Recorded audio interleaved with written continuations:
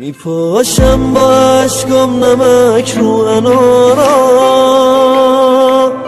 میخندم با عشق این گوشه کنارا.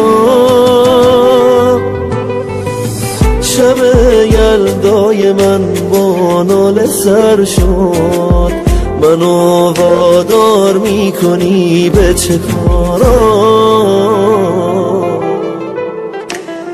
یک دقیقه بیشتر از شبای قبل ندارم، حق بده یه جا ببینمت به جا نیارمت. آخه من تو را کجای این دلم بذارمت.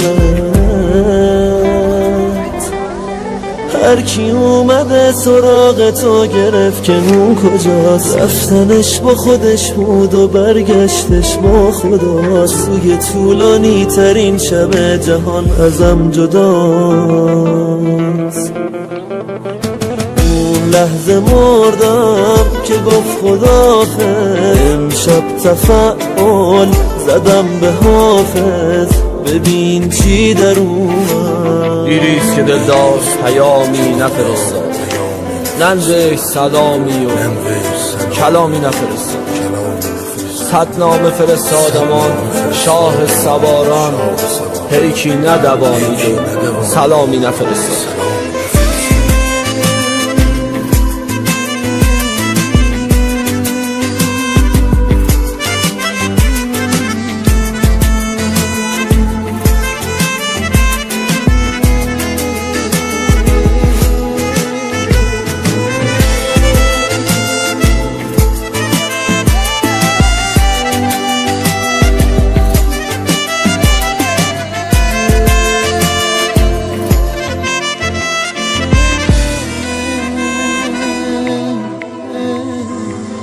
حالم را یه وقت بد نباشه بپرسی،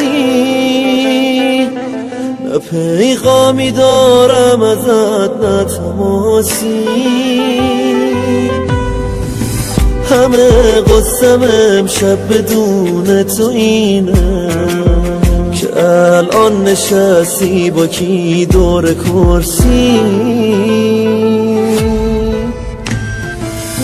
قطر پیرهنت شدم بازم چه حالیه، رنگ مورد علاقم هنوز زغالیه. حالی که بازم در اومدش عجب فالیه. کی کنارته برات میخونه جای من غذا، آرزوم جای اون بودم میکردمت بغل. حرفایی که میزنم شده یه ضرب المثل. امشب گرفتم تو خونه یلدا، حافظ میخونم یه گوشه تنها. ببین چی در اومد. ای غایب از نظر به خدا می سپارمت. جانم بسوختی و به دل دوست دارمت. تا دامن کفن نکشم زیر پای خاک، باور مکن که دست دامن بدارمت. ای غایب از نظر به خدا می سپارمت.